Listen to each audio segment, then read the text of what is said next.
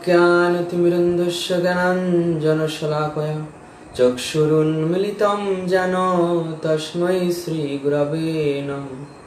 नमो विष्णुपादाय कृष्णपृष्ठाय भूतले श्रीमते भक्तिवेदान्त स्वामिनिति नामिने। नमस्ते सरस्वती देवी गौरवाणी प्रचारिणी निर्विशेष शून्यवादी पाश्चात्यदेशतारिणी। वाञ्छाकल्पतरुभ्यश्च कृपा सिन्धुभ्यैव च पतितानं पावनेभ्यो वैष्णवेभ्यो नमो नमः। नमो महावदन्याय कृष्ण प्रेम प्रदायते कृष्णाय कृष्ण चैतन्य नाम्ने गौरतिशे नमो। जय श्री कृष्ण चैतन्य प्रभु नित्यानंद श्री अद्वैत गदाधर श्रीवासादि गौर भक्त वृंद। हरे कृष्ण कृष्ण कृष्ण हरे हरे, हरे राम राम राम हरे हरे। हरे कृष्ण। श्री ईशोपनिषद चतुर्थ मंत्र।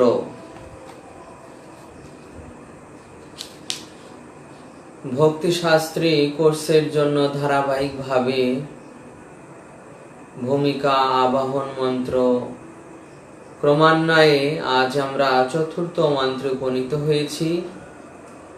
এখানে শ্রীল প্রভুপাদ অনুবাদ এবং তাৎপর্য ব্যাখ্যা করেছেন। তা আজ আমরা এই চতুর্থ মন্ত্রে শ্রীল প্রভুপাদের কৃত তাৎপর্য আলোচনা করব। হরে কৃষ্ণ। অনিযদকম মনসো জবিয় নৈন দেবা আপন্নুবন পূর্বমর্ষ তদ্ধাবতন্যানতীতি তিষ্ঠতস্মিন্নপ মাতরিষ্বা দধাতি। অনুবাদ: তার ধামে যদিও তিনি স্থির, তবুও পরমেশ্বর ভগবান মন অপেক্ষা দ্রুতগামী এবং অন্যান্য ধাবমান সকলকে অতিক্রম করতে পারেন। শক্তিমান দেবতারা তাকে প্রাপ্ত হন না। বায়ু ও বাড়ি প্রদানকারী দেবতাগণের নিয়ামক পরমেশ্বর ভগবান এক স্থানে স্থিত থাকা সত্ত্বেও অন্য সকলকেই অতিক্রম করে যান। হরে কৃষ্ণ। শ্রীল প্রভুপাদ এর তাৎপর্য করছেন।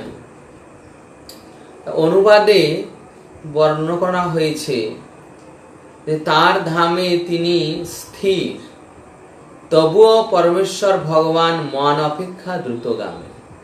অর্থাৎ ভগবান শ্রীকৃষ্ণ তার ধামে তিনি রয়েছেন, নিত্য লীলায় তিনি তার ধামে সর্বদা রয়েছেন,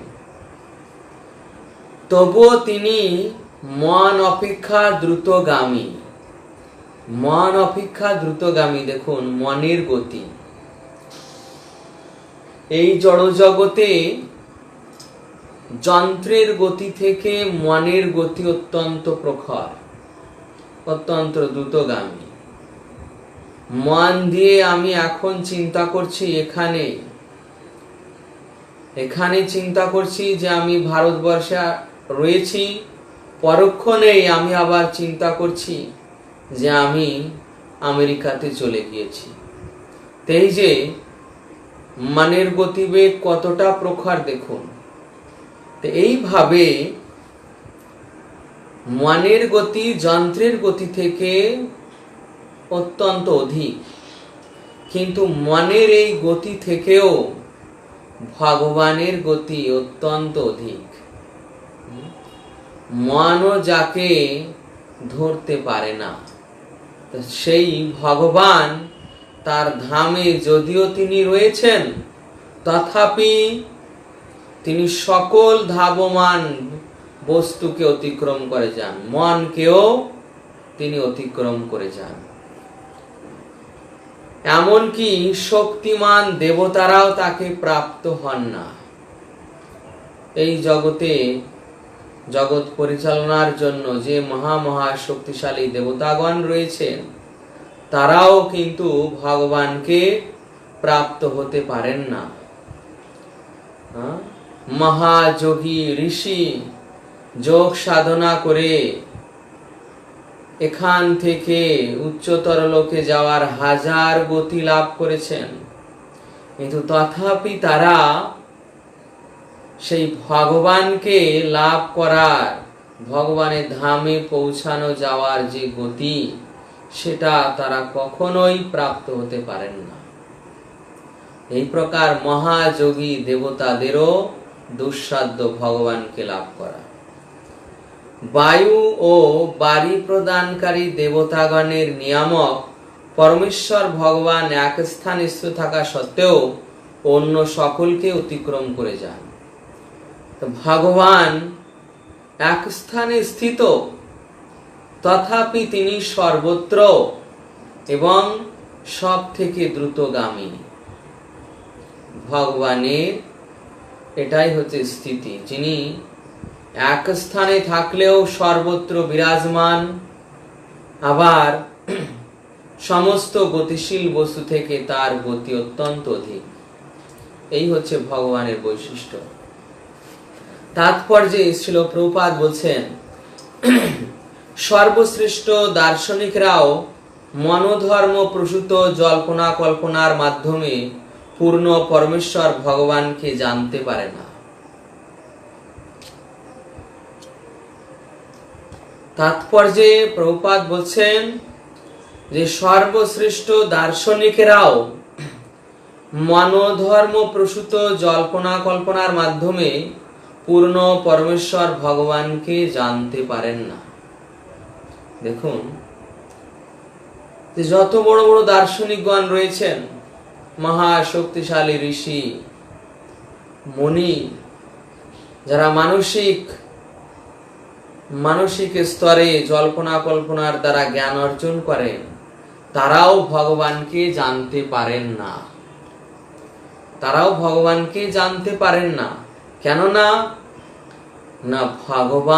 ভগবানের নাম, রূপ, গুণ, লীলা এগুলো জড় ইন্দ্রিয়ের দ্বারা কখনো লব্ধ হয় না। ভগবান যদি কাউকে না জানান, তাহলে কেউ তাকে জানতে পারবে না।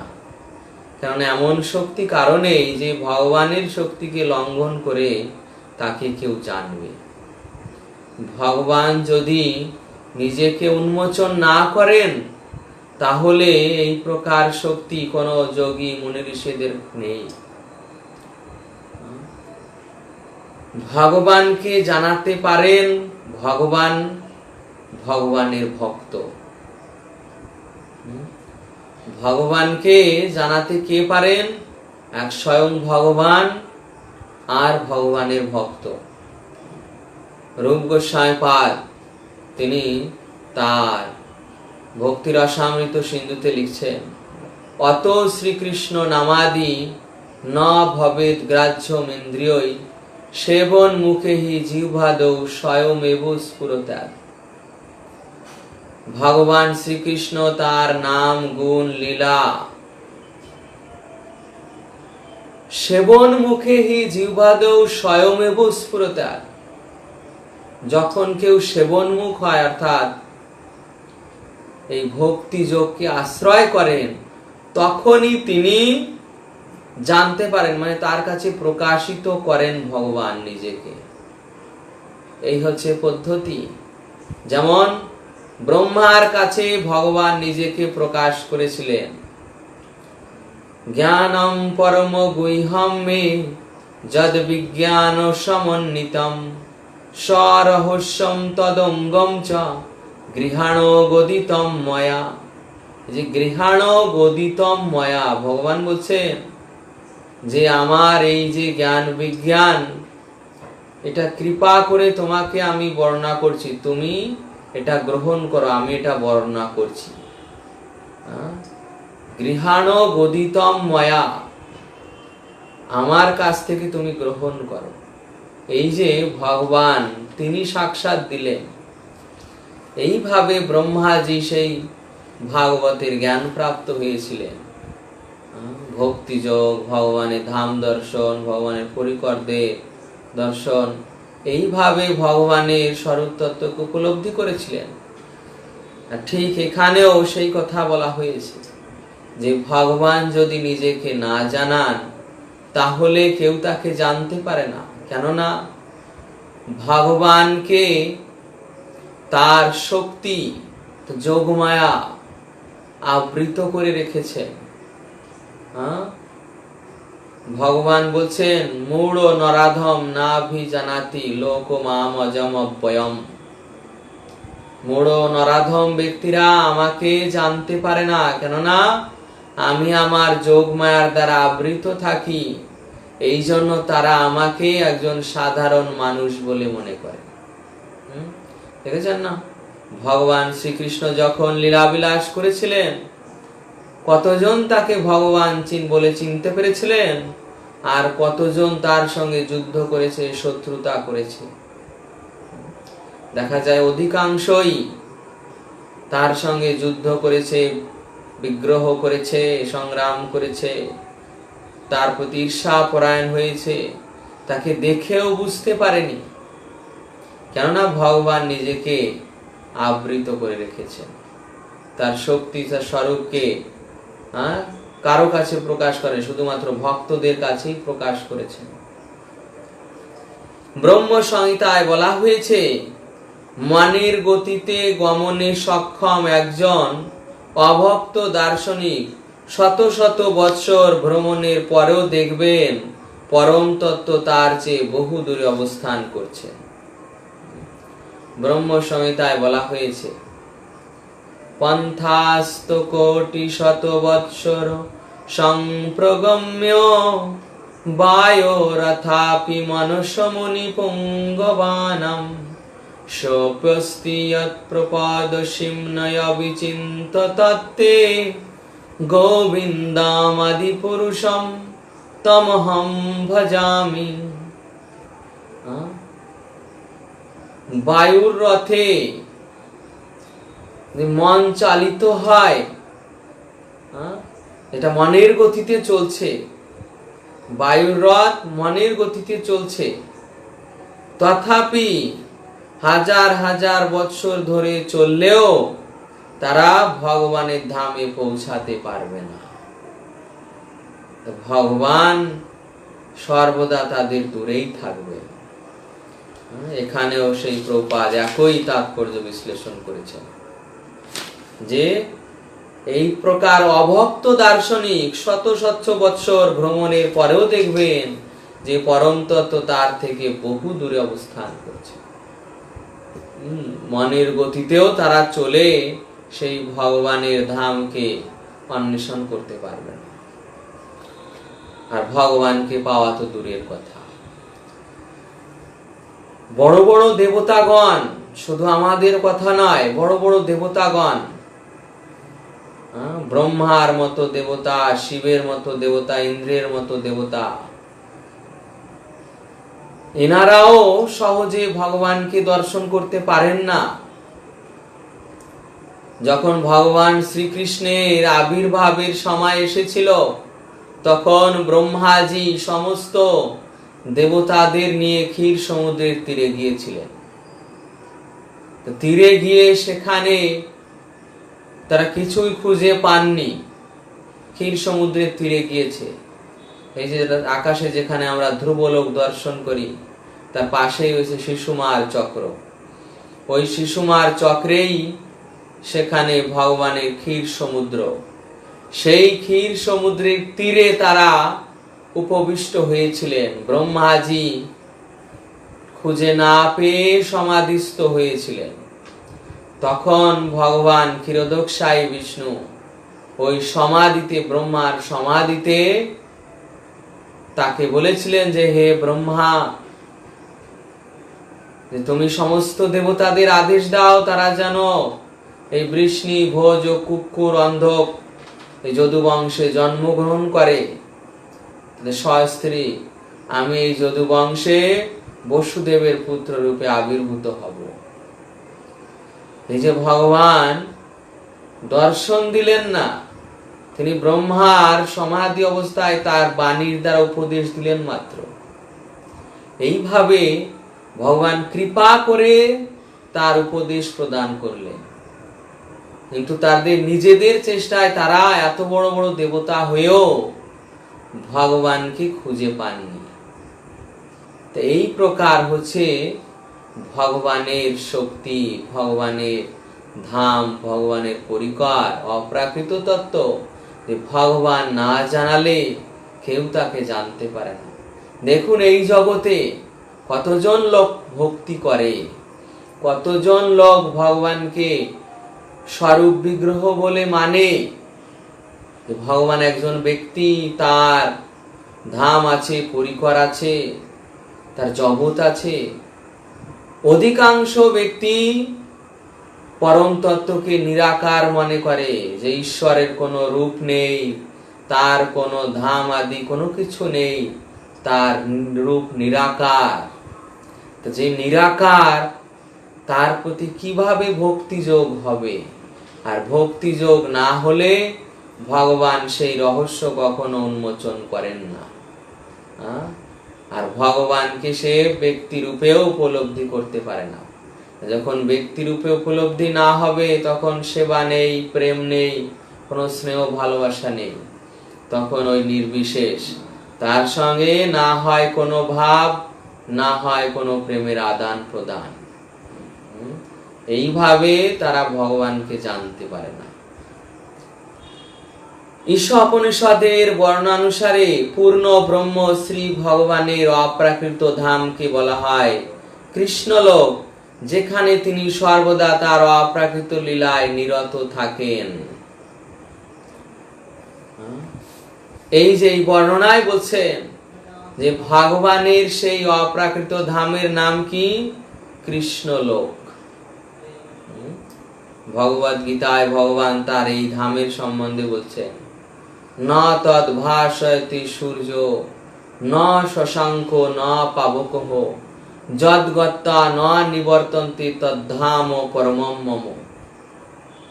আমার সেই ধাম, সেখানে সূর্যের আলোকের প্রয়োজন হয় না, চন্দ্রের আলোকের প্রয়োজন হয় না। সেখানে আমার অঙ্গজ্যোতির প্রভাবে তা আলোকিত থাকে। সেই ধাম চিন্ময় জগৎ, সেখানে একবার গেলে আর কাউকে ফিরে আসতে হয় না। এই হচ্ছে ভগবানের ধাম। ভগবানের ধামে প্রথম স্তরে সেটা অনন্ত কোটি বৈকুণ্ঠ লোক, যেখানে নৃসিংহলোক, মাধব লোক, বরাহ লোক, অনেক প্রকার লোক রয়েছে। তারপরে কৃষ্ণলোক তিনটি ভাগে বিভক্ত। তারপরে যে কৃষ্ণলোক পড়ছে সেটা তিনটি ভাগে বিভক্ত। প্রথমে দ্বারকা লোক পড়ছে, তারপর মথুরা লোক পড়ছে, তারপর শ্রীধাম বৃন্দাবন, গোলক বৃন্দাবন। সেই গোলক বৃন্দাবন হচ্ছে শ্রীকৃষ্ণের সর্বোচ্চ ধাম। এইভাবে এই কৃষ্ণলোক, সেই কৃষ্ণলোকে ভগবান শ্রীকৃষ্ণ সর্বদা তার নিত্য পরিকরদের সঙ্গে নিত্য লীলায় বিলাসে মগ্ন। তার পৃথক রূপে আনন্দের অন্বেষণের জন্য এই জড় জগতের কোনো প্রয়োজন নেই, কোনো বিষয়ের তার প্রয়োজন নেই। তিনি তার স্বরূপ শক্তির সঙ্গে আনন্দ আস্বাদন করেই তিনি সম্পূর্ণ রূপে তৃপ্ত থাকেন। তথাপি এই জড় জগতে তিনি তার পরিকরদের সঙ্গে ব্রহ্মার প্রতিদিনই একবার আসেন লীলাবিলাস করার জন্য।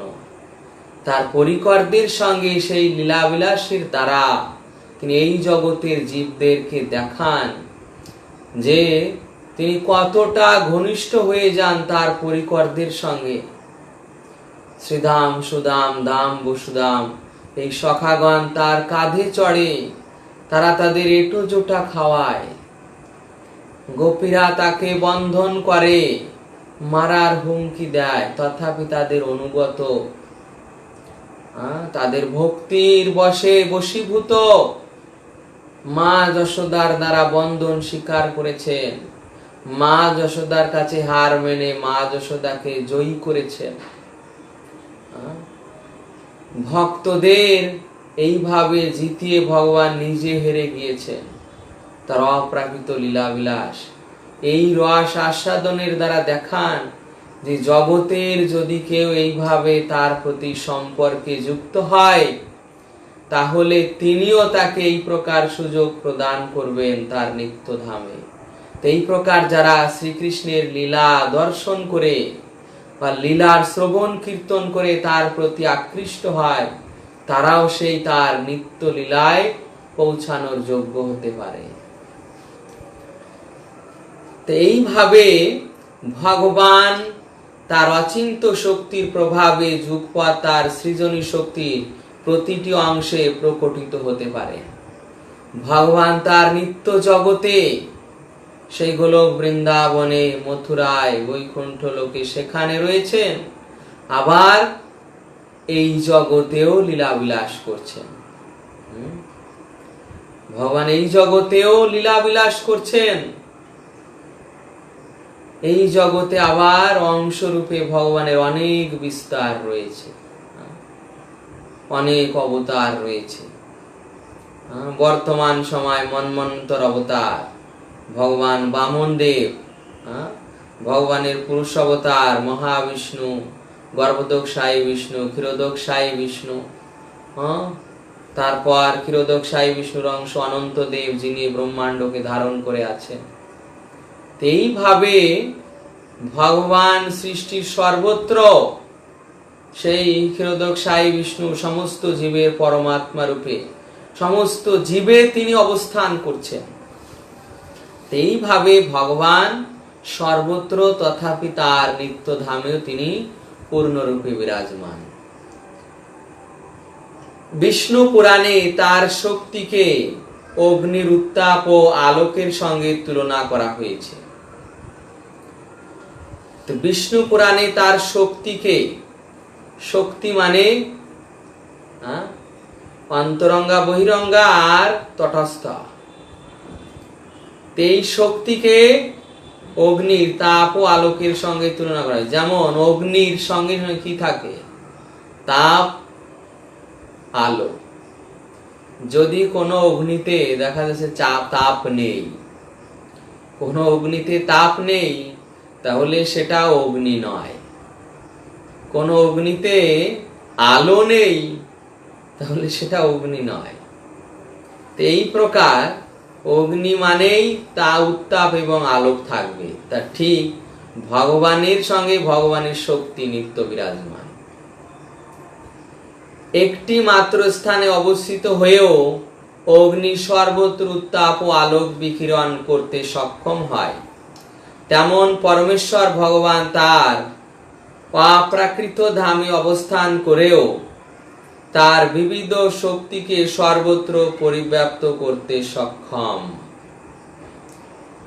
ভগবান এক স্থানে থাকলেও তিনি সর্বত্র তার শক্তিকে পরিব্যাপ্ত করতে সমর্থ, যেহেতু তিনি সর্বময় শক্তির অধিকারী। তাই তিনি এক স্থানে থাকলেও তার সর্বশক্তিমত্তার প্রভাবে তিনি সমস্ত স্থানে পরিব্যাপ্ত থাকতে পারেন। এই যে আমার হৃদয়ে তিনি বসে আছেন, তিনি কি আপনার হৃদয়ে নেই? আপনার হৃদয়েও আছে। দেখুন, যে কোন একটা নিকৃষ্ট জীবের হৃদয়েও ভগবান বসেছে, সে যেখানে থাকুক না কেন। একটা নিকৃষ্ট জীবের হৃদয়েও সে অবস্থান করছে। এইভাবে ভগবান তার শক্তির প্রভাবে সর্বত্র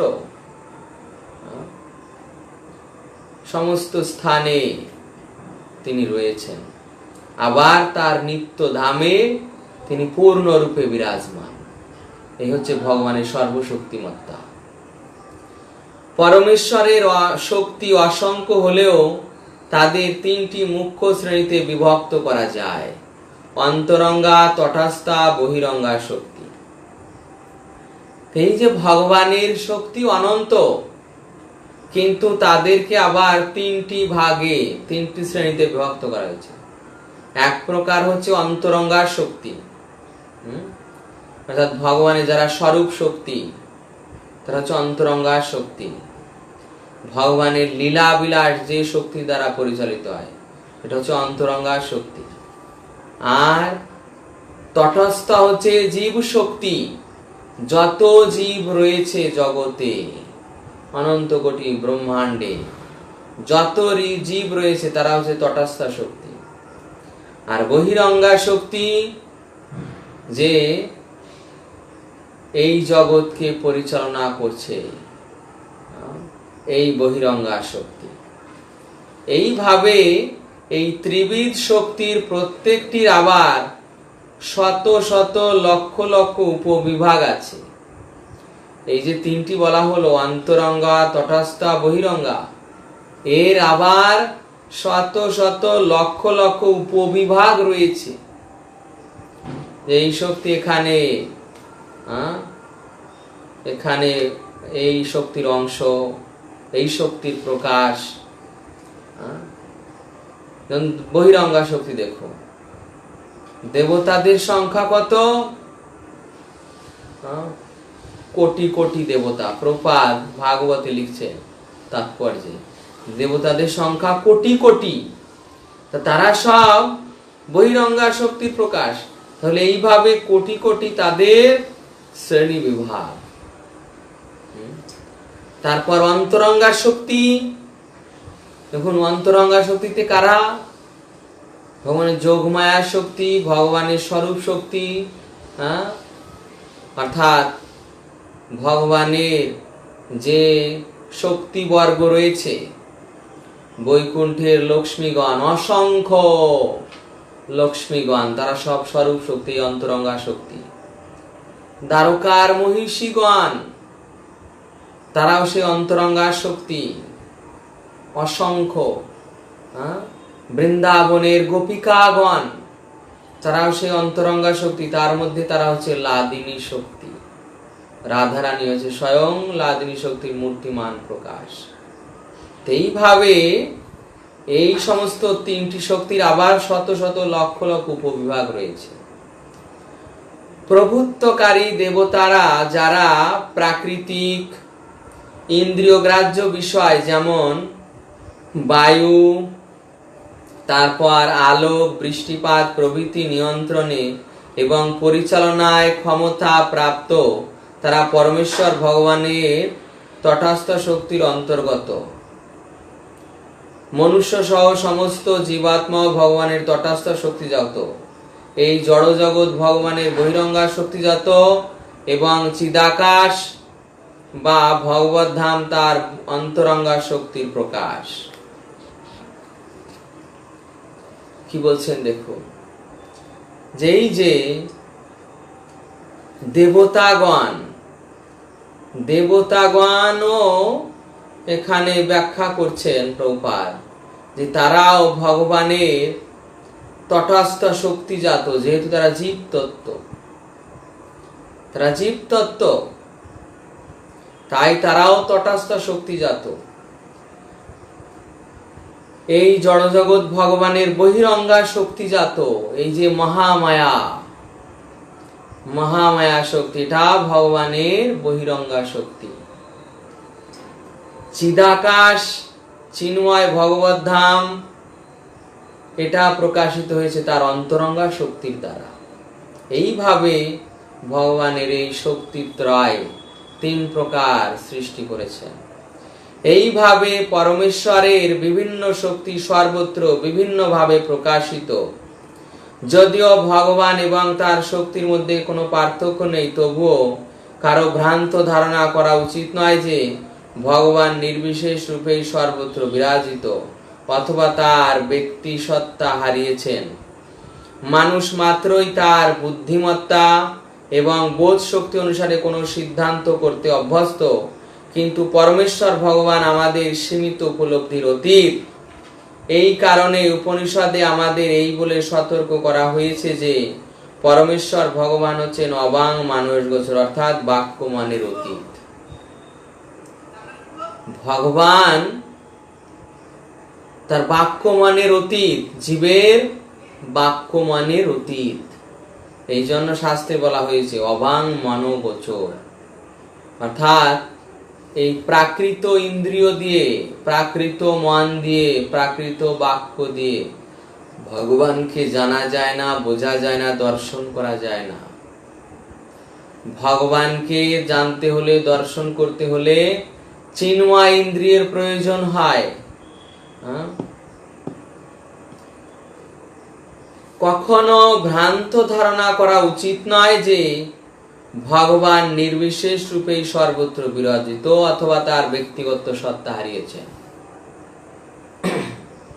একবার প্রভুপাদ যখন বৃন্দাবনে, তখন একজন মায়াবাদী পণ্ডিত এসেছেন। প্রভুপাদকে বলছেন, কেন স্বামীজি আপনারা এরকম বিগ্রহ রেখেছেন? ভগবান তো নিরাকার, কেন আপনারা এইভাবে বিগ্রহ রাখলেন? প্রভুপাদ বলছেন যে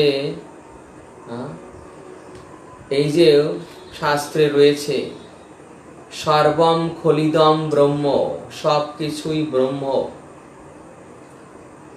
সর্বভূতে তিনি বিরাজমান। তিনি যদি সর্বভূতে বিরাজমান থাকেন তাহলে কি তিনি মন্দিরে নেই? তিনি যদি সর্বভূতে বিরাজমান থাকেন তাহলে কি তিনি মন্দিরে নেই? তখন সেই ব্যক্তি বলছে, না না, তিনি সর্বভূতে বিরাজমান, কিন্তু এই রূপে নেই, তিনি নির্বিশেষ রূপে, তার কোনো বিগ্রহ নেই, স্বরূপ নেই। তখন প্রভুপাদ বলছে যে তোমরা এই যে বলছো যে ভগবানের কোনো বিগ্রহ নেই, তার কোনো স্বরূপ নেই, আবার বলছো তিনি সর্বভূতে আছেন, সব জায়গায় আছেন। যে সব জায়গায় আছে আর তোমরা তাকে কোথাও দেখতে পাচ্ছ না। একজন ব্যক্তি তিনি সব জায়গায় আছেন আর তাকে তোমরা কোথাও দেখতে পাচ্ছ না। এর থেকে এটা ভালো নয় কি যে এক জায়গায় অন্তত আমরা তাকে দর্শন করি? এই মন্দিরে তার বিগ্রহ রেখে প্রাণ প্রতিষ্ঠা করার পর তিনি যখন অবস্থান করেন তখন তাকে আমরা পূজা করি, তাকে দর্শন করি। তোমরা বলো সব জায়গায় আছে, কোথাও দেখতে পাও না। এর থেকে এটা ভালো নয় যে আমরা অন্তত এক জায়গায় তাকে দর্শন করতে পারি। এই প্রকার মায়াবাদীদের সিদ্ধান্তকে প্রভুপাদ নিরস্ত করে দিলেন। এইভাবে ভগবান সর্বভূতে আছেন, আবার তিনি মন্দিরেও বিরাজিত। তিনি একজন ব্যক্তি, তিনি একজন পার্সন, তার সঙ্গে আমাদের সম্পর্ক স্থাপিত হতে পারে। এই জন্য তিনি আমাদের নিকটস্থ হয়ে এই বিগ্রহ রূপ স্বীকার করেছে। এটা তো ভগবানের আমাদের প্রতি তার কৃপার প্রকাশ যে তিনি এই বিগ্রহ রূপ স্বীকার করেছেন। ভাগবতে একাদশ স্কন্ধে ভগবান স্বয়ং উদ্ধবকে বলেছেন যে হে উদ্ধব, যদি কেউ মৃত্তিকা, মন, ধাতু, পাথর মানে প্রস্তর, বালু, তারপর চিত্রপট মানে আলেখ্য, মণি, এই সমস্ত উপাদান দিয়ে তার বিগ্রহ রচনা করেন, তাহলে তিনি সেখানে অবস্থান করেন। এইভাবে ভগবানের প্রাণ প্রতিষ্ঠিত বিগ্রহ ভগবানেরই সমান। এই জন্য মহাপ্রভু বলছেন, বিগ্রহ নহ তুমি সাক্ষাৎ ব্রজেন্দ্র নন্দন। তুমি বিগ্রহ নও, তুমি সাক্ষাৎ ব্রজেন্দ্র নন্দন। তাই ভগবানের বিগ্রহে ভগবান প্রকটিত হন, আবির্ভূত হন। অনেক ভক্তের সঙ্গে এরকম লীলা করেছেন। আপনারা সাক্ষী গোপালের নাম শুনে থাকবেন। সেই সাক্ষী গোপাল ব্রাহ্মণের সত্য রক্ষার জন্য তিনি তার পিছন পিছন সাক্ষী দিতে বৃন্দাবন থেকে সেই উড়িষ্যায় গিয়েছিলেন। অগ্রদ্বীপে এখনো পর্যন্ত সেই গোপীনাথের মেলা হয়। সেই গোবিন্দ ঘোষ ঠাকুরের শ্রাদ্ধ অনুষ্ঠান এখনো সেই গোপীনাথ করে থাকেন স্বয়ং। এইরকম অনেক বিগ্রহ রয়েছেন যেগুলো সাক্ষাৎ প্রকটিত। পুরী ধামে নাম শুনে থাকবেন কোটা গোপীনাথ। শেষ বয়সে যখন তার পূজারী গদাধর পণ্ডিত তিনি উঁচু হয়ে মালা পরাতে পারছেন না, গোপীনাথকে বলেছিলেন যে আমি তোমাকে মালা পরাতে পারছি না, তুমি অত উঁচু, তুমি বসে পড়ো। ভক্ত বলার সঙ্গে সঙ্গে ভগবান আসনে বসে পড়লেন। আগে ওই গোপীনাথ বিগ্রহ দাঁড়িয়ে ছিল, ভক্ত বলেছেন তাই তিনি বসে পড়লেন। এখনো আপনারা গিয়ে সেই বসা অবস্থায় দেখবেন যে ভগবান ভক্তের আদেশ পালন করে তার সেবা নেওয়ার জন্য কিভাবে বসে পড়ে আছেন। এই প্রকার তিনি বিগ্রহ নন, কোন সাধারণ মূর্তি নন, তিনি সাক্ষাৎ কৃষ্ণ। এইভাবে যদি কেউ ভক্তি অর্ঘ্য প্রদান করেন তিনি সেটা গ্রহণ করেন, কিন্তু তিনি কার বাক্য আর মনের অতীত? অভক্তের। নির্বিশেষবাদী, শূন্যবাদী যারা এই প্রকার রয়েছে যে ভগবানের স্বরূপ মানে না, ভগবানের ভক্তি করে না, নির্বিশেষের উপাসক, শূন্যবাদীর উপাসক, তারা ভগবানকে জানতেও পারে না, ভগবানকে দর্শনও করতে পারে না, উপস্থিতি অনুভব করতে পারে না। তাই তাদের বাক্য আর মনের অগোচর, কিন্তু ভক্তের কাছে তিনি গোচরীভূত হন। ভক্তই তাকে প্রদান করতে পারে। ভগবদ গীতায় ভগবান বলছেন এমনকি মহান ঋষি ও দেবতারাও তাকে জানতে পারে না। ভাগবতেও বলা হয়েছে প্রথম শ্লোকে, ঠিক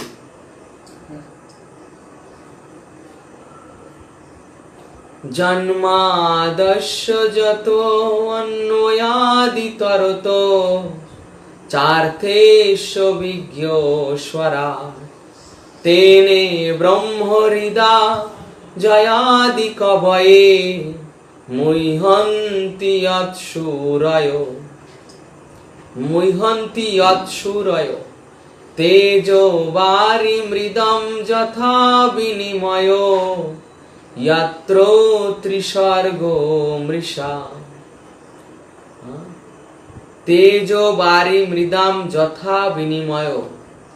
তেজ অগ্নিতে বারি জল দর্শন করে, জলে মৃত্তিকা দর্শন করে। অর্থাৎ এই দেবতারা ভ্রমাচ্ছন্ন হয়ে তাকে জানতে পারে না। যেমন একজন ব্যক্তি তিনি ভ্রমাচ্ছন্ন হয়ে অগ্নিতে জল দর্শন করেন, জলে মাটি দর্শন করেন, ঠিক তেমনি দেবতারা এই প্রকার মোহাচ্ছন্ন হয়ে ভগবানকে জানতে পারে না। দেখেছেন শ্রীকৃষ্ণের লীলায় ব্রহ্মাজি স্বয়ং এসে শ্রীকৃষ্ণের গাভী আর বৎসদের, গোবৎস আর সখাদের হরণ করে নিয়েছিলেন পরীক্ষা করার জন্য যে কৃষ্ণ ভগবান কিনা। অর্থাৎ সেই ব্রহ্মা জানতে পারেননি তখন যে কৃষ্ণ ভগবান ছিলেন। স্বয়ং দেবরাজ ইন্দ্র তিনি যখন জানতে পারলেন তার পূজা বন্ধ করা হয়েছে, ইন্দ্র পূজা বন্ধ করে এই ব্রজবাসীরা এরা কৃষ্ণের কথায় পাথরের পূজা করেছে, এই রিপোর্ট গিয়েছে তার কাছে। তখন ইন্দ্রদেব ক্রোধিত হয়ে বলছেন যে এই বৎস শিশু, দুধের বাচ্চা, অর্থাৎ এখনো তার মুখে দুধের গন্ধ রয়েছে, সেই দুধের শিশু, নাবালক, নাদান বালক, কৃষ্ণের কথায় তারা আমার পূজা বন্ধ করে তারা পাথরের পূজা করতে শুরু করেছে। নির্বোধ ব্রজবাসী, ব্রজের এই মূর্খ দলদের এখন ভয়ঙ্কর শাস্তি দেব, এই বলে ইন্দ্র সম্বর্তক মেঘকে, ওই প্রলয়ঙ্কারী মেঘকে বৃন্দাবনে পাঠিয়েছিলেন, যাও মুষলধারায় বাড়ি বর্ষণ করে বৃন্দাবনকে প্লাবিত করে দাও। তারা আমাকে অবজ্ঞা করেছে, তাদের উচিত শাস্তি পেতে হবে। এই প্রকার ইন্দ্রদেব তাকে জানতে পারেননি। বড় বড় দেবতা, গন্ধর্ব, নাগ, লোকপাল, দিকপাল, তারাও ভগবানকে জানতে পারেন না।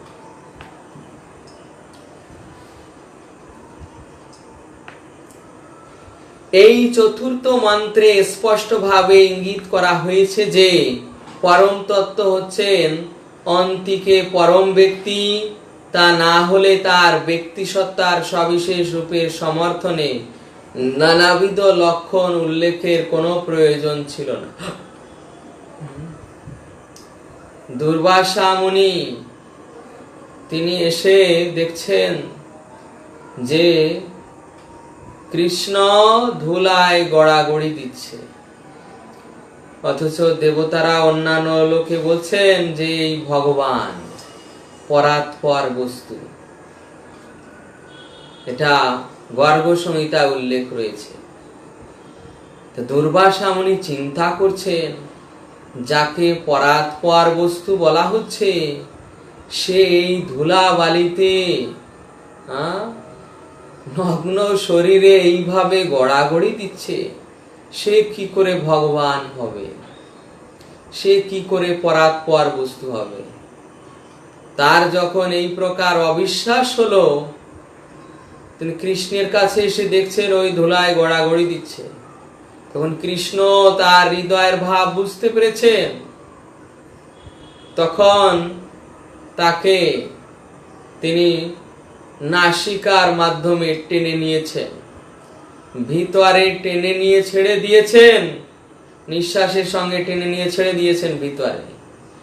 আর ভিতরেই প্রবেশ করে দুর্বাসা মুনি মহাসমুদ্রে হাবুডুবু খাচ্ছে। মহাসমুদ্রে হাবুডুবু খেতে খেতে দেখা গেল তাকে এক মহাসর্প খেয়ে নিয়েছে। সর্পের পেটের ভিতর গিয়ে দেখছে আবার সমুদ্র, সেখানে গিয়ে একটা দ্বীপ পেয়েছে, সেখান থেকে উঠেছে, উঠে দেখছে যে সেখানে সুন্দর পাতাবরণ, ভিতরে গিয়েছে দেখছে যে রাধা কৃষ্ণ বসে আছেন, শ্রীকৃষ্ণ সেই ব্রজমণ্ডলে। তিনি বলছেন, হে দুর্বাসা আমি সেই। এইভাবে ভগবান তাকে পরিচয় দিয়ে আবার প্রেরণ করে দিলেন, দুর্বাসাকে দেখিয়ে দিলেন যে ওই সাধারণ শিশু নন তিনি। এই প্রকার ভগবানকে জানতে বড় বড় মুনি ঋষিরাও, বড় বড় দেবতারাও, তারাও বুঝতে পারে না সাধারণ মানুষের কি কথা। যদিও বা ভগবানের সমস্ত লক্ষণ তাদের মধ্যে রয়েছে, কিন্তু ভগবানের স্বতন্ত্র শক্তির অবিচ্ছেদ্য অংশগুলির কার্যক্ষেত্র সীমাবদ্ধ। সেই জন্য এই অংশগুলি কখনো সমগ্রের সমান হতে পারে না এবং ভগবানের পূর্ণ শক্তিকে উপলব্ধি করতেও পারে না। দেবতারা তটস্থ শক্তি, ভগবানের বহিরঙ্গা শক্তি, এনাদের অনেক পাওয়ার, অনেক শক্তি থাকলেও এনারা পূর্ণ শক্তিকে জানতে পারেন না।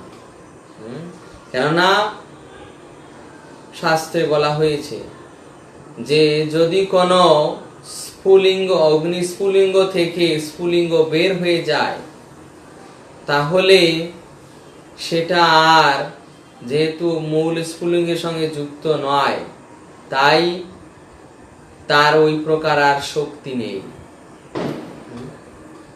যে ভগবানের যদিও তারা অবিচ্ছেদ্য অংশ, ভগবানের তারা বহিরঙ্গ শক্তি, কেউ তটস্থ শক্তি, কিন্তু তাদের স্বতন্ত্র কারো ক্ষমতা নেই, স্বতন্ত্র কারোই ক্ষমতা নেই, কারো স্বতন্ত্র নাই। ভগবানই একমাত্র পূর্ণ স্বতন্ত্র, আর কেউ স্বতন্ত্র নয়। এইভাবে তারা তাদের শক্তিতে ভগবানকে কখনো জানতে পারে না। মনোধর্মের দ্বারা ভগবানের স্বরূপকে প্রতিষ্ঠিত করার ব্যর্থ প্রয়াসীদের ঈশোপনিষদের এই শ্লোকে সতর্ক করেছেন, বেদের মতো শ্রেষ্ঠ উৎস থেকে ভগবানের অপ্রাকৃত স্বরূপ জানার চেষ্টা করা উচিত, কেননা অপ্রাকৃত জ্ঞানের আকার সেটাই বেদ।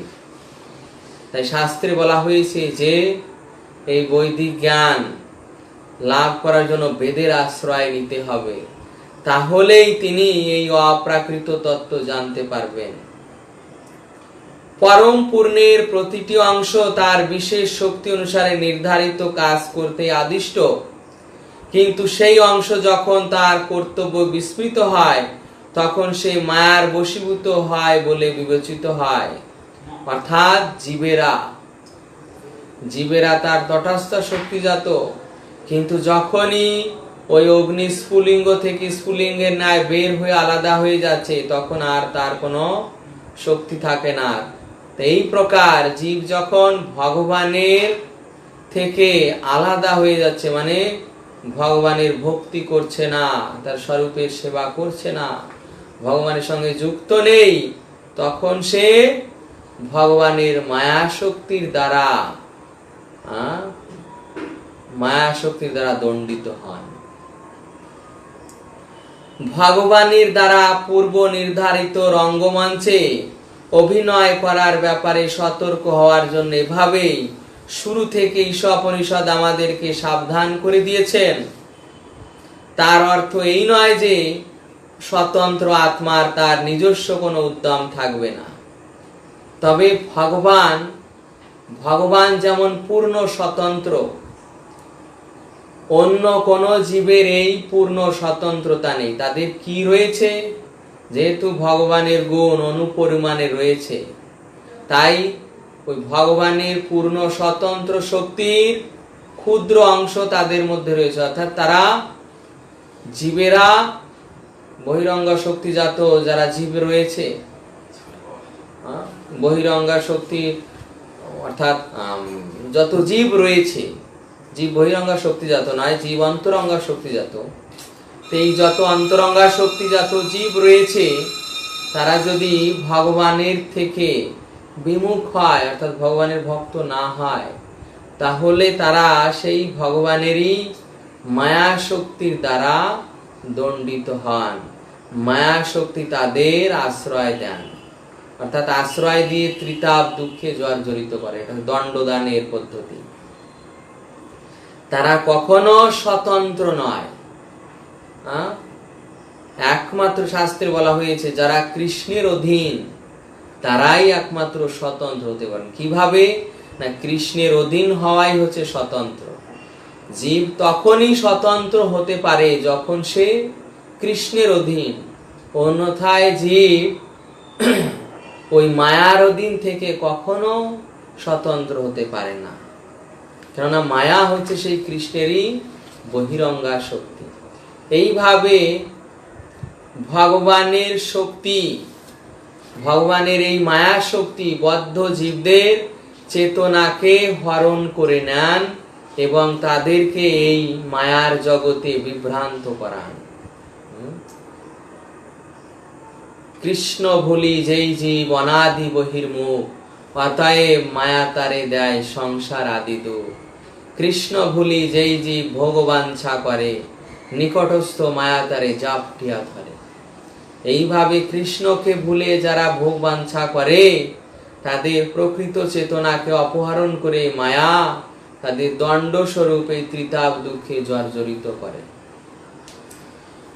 পরমেশ্বর যেহেতু সমস্ত ক্ষমতা প্রদান করেন, তখন তার ইচ্ছা সম্পাদন তা ব্যবহার করতে হবে, অন্যভাবে নয়। ভগবানের প্রতি আনুগত্য দ্বারাই কেবল তাকে জানা যায়।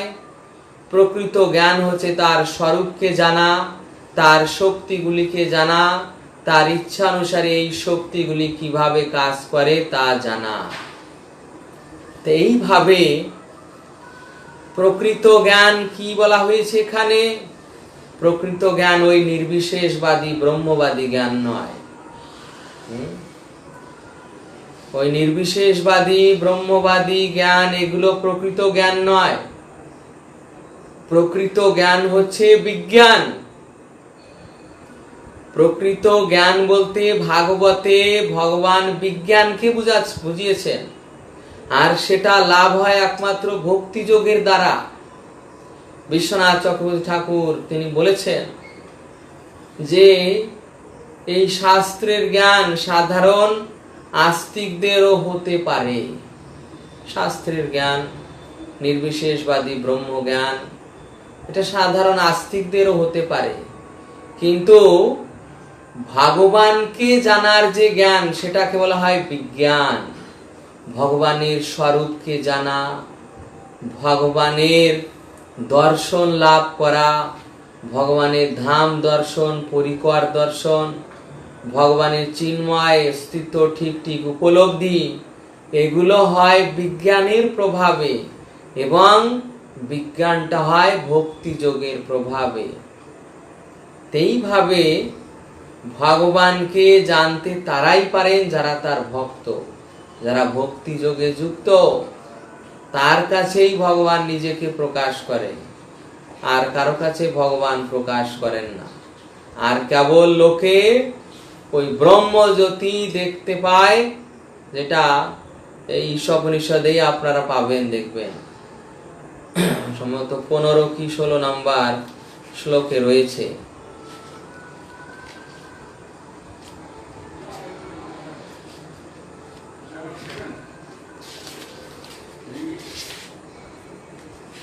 নম্বর শ্লোকে রয়েছে যে হিরণ্ময়েন পাত্রেণ সত্যাশাপিহিতম মুখম তৎতৎ পুষণ্য পাব্রেণ সত্য ধর্মায় দৃষ্টয়।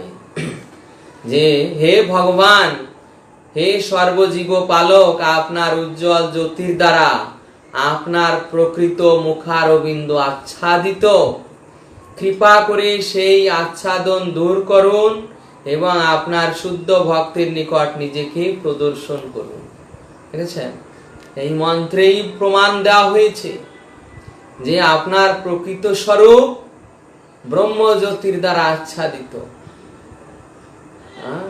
একমাত্র ভক্তরাই এই ব্রহ্ম জ্যোতিকে অতিক্রম করতে পারেন ভগবানের কৃপায়, আর কারো কাছে ভগবান প্রকাশিত হন না।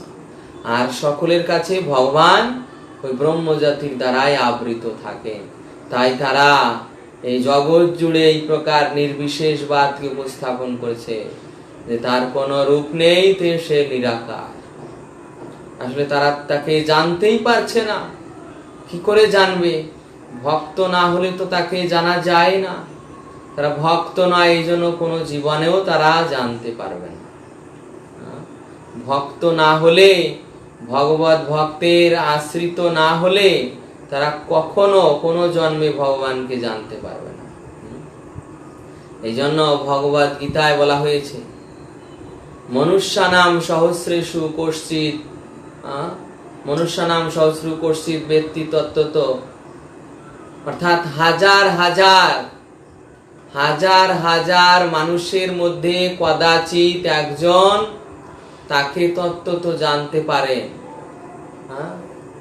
তার প্রতি জ্ঞান লাভ করেন। সেই প্রকার হাজার হাজার ব্যক্তিদের মধ্যে একজন তাকে তত্ত্বত জেনে তার ভজনা করেন। এই প্রকার মহাত্ম অত্যন্ত দুর্লভ, অর্থাৎ ভক্ত না হলে তাকে জানা যায় না। সকল উপনিষদের সারাতিসার ভগবদ গীতা। এই সব বিষয়বস্তু পরমেশ্বর ভগবান বিশদ ভাবে ব্যাখ্যা করেছে। আমাদের এই যে সকল উপনিষদের সারাতিসার শ্রীমদ্ ভাগবত, সর্বোপনিষদ গাব দগ্ধা গোপাল নন্দন স্বয়ং ভগবান, সর্বোপনিষদের সার বস্তু তিনি দহন করছেন, আর ওই অর্জুন তিনি ওটা পান করছেন। এইভাবে অর্জুনকে উপলক্ষ করে এই জগৎবাসীকে তিনি এই সমস্ত উপনিষদের সারাতিসার স্বরূপ ভগবদ গীতা প্রদান করাচ্ছেন, যাতে এই জগতের লোক তার মুখের বাণী স্বয়ং আস্বাদন করতে পারে। তবে তিনি যেই সংস্কৃতে বলেছেন সেটাকে বিভিন্ন জন বিভিন্ন ভাবে বিকৃত করে ব্যাখ্যা করেছেন। তাই বিভিন্ন ব্যক্তির ব্যাখ্যার দ্বারা বিভ্রান্ত না হয়ে যারা সেই উপনিষদের সারাতিসার লাভ করতে চান, তারা কৃষ্ণ কৃপা শ্রীমূর্তি ছিল অভয় চরণ অরবিন্দ ভক্তি বেদান্ত স্বামী শিল প্রভুপাদ অর্থাৎ ইস্কনের যিনি আচার্য শিল প্রভুপাদ, তার রচিত ভগবদ গীতা যথাযথ পাঠ করে সেই ভগবানের যথাযথ বর্ণনা শ্রবণ করতে পারবেন। কেননা শিল প্রভুপাদ তার শুদ্ধ ভক্ত এবং ভগবান যা চেয়েছিলেন শিল প্রভুপাদ তার সমগ্র জীবন দিয়ে সেই কৃষ্ণের ইচ্ছাকেই প্রতিষ্ঠিত করতে চেয়েছেন। এই জন্য শিল প্রভুপাদের ভাষ্য এই ভগবদ গীতা যথাযথই আপনারা ভগবানের পূর্ণ মনোভাব আলোচনা ব্যাখ্যা পাবেন। এইভাবে ভগবান এখানে তার সমস্ত তত্ত্ব বিস্তৃত করেছেন, যে তিনি কে, তার স্বরূপ কি, তার ধাম কোথায়, তার পরিকর কারা, এই সমস্ত বিষয় ভগবান ভগবদ গীতায় তুলে ধরেছেন। যারা উন্নত মার্গে যাওয়ার অভিলাষী তারা অবশ্যই এই ভগবদ গীতার আশ্রয় নেবেন। এখানে আমাদের আলোচনা বিশ্রাম হচ্ছে। আমাদের পরবর্তী দিন পঞ্চম মন্ত্র